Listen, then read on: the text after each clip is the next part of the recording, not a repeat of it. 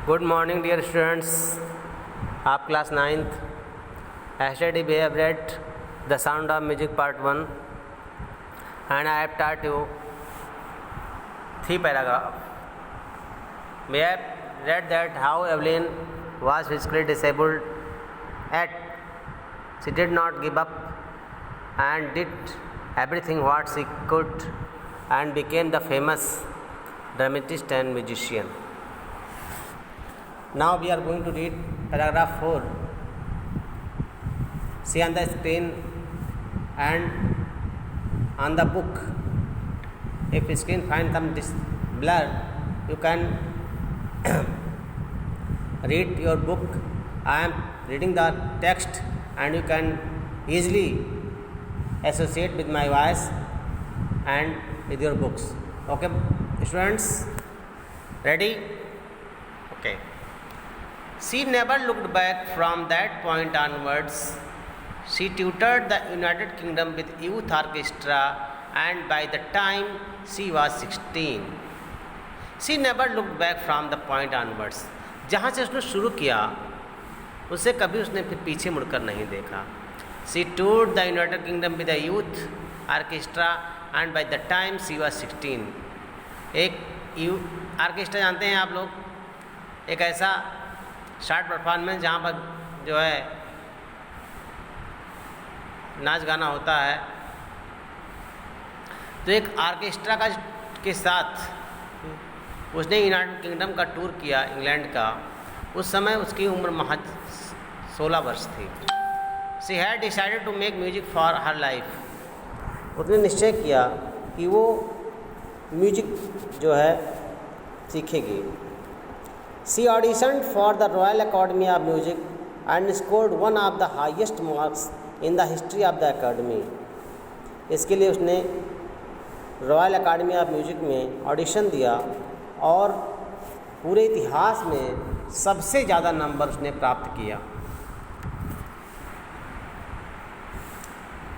She gradually moved from orchestral work to solo performance.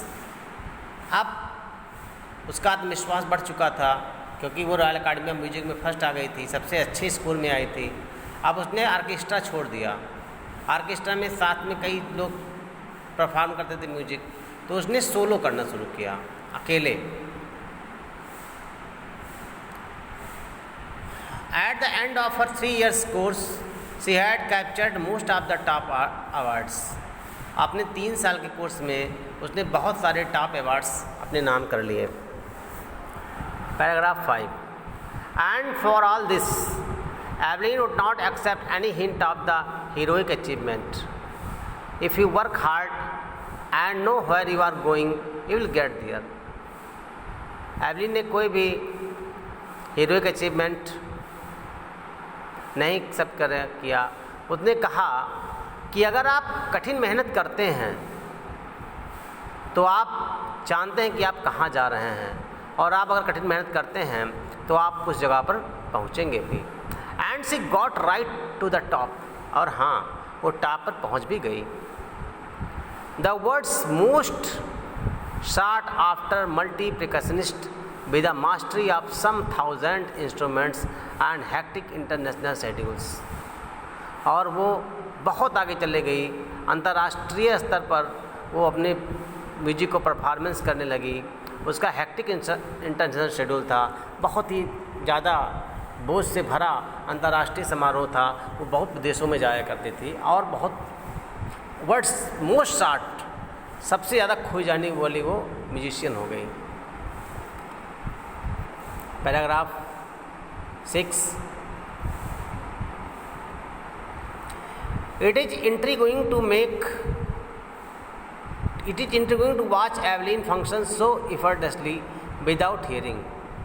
In our 2-hour discussion, she never missed a word. Intriguing मतलब होता है fascinating, मुग्धता.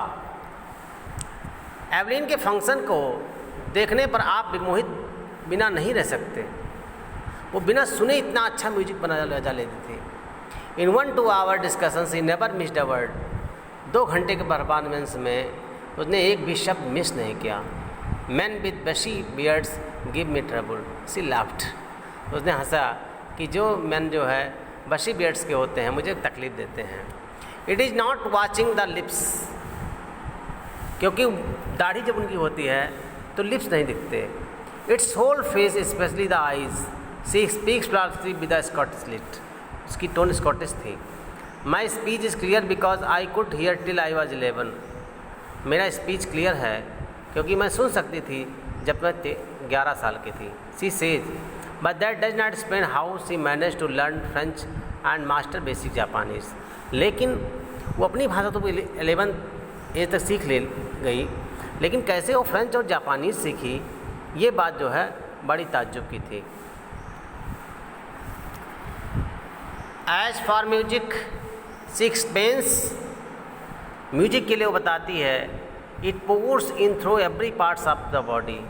हर body के हर parts मुझे music का एहसास कराते हैं.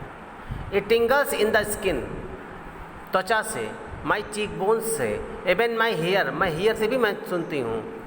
When she plays the xylophone she can sense sound passing the stick into her fingers. जब वो जाइलोफोन बजाती है तो उसके साउंड्स को अपने फिंगर टिप से महसूस करती है. By leaning against the drums she can feel the resonance flowing into her body. जब ड्रम बजता है तो उसके तरंगे को वो अपनी बॉडी महसूस करती है.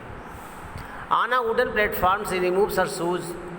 जब प्लेटफॉर्म लकड़ी का होता है तो अपने जूते निकाल देती है, जिससे so that vibration pass through her bear foot and her legs, ताकि जो वाइब्रेशन है उसके नंगे पैरों से और उसके लेग से वो महसूस कर सके.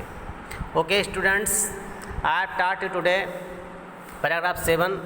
Read it thoroughly and repeat it at home and right the difficult words in your copy and it's your homework. And send the homework on the Facebook or WhatsApp clearly to me so that I may check it. Okay boys, girls, okay, bye.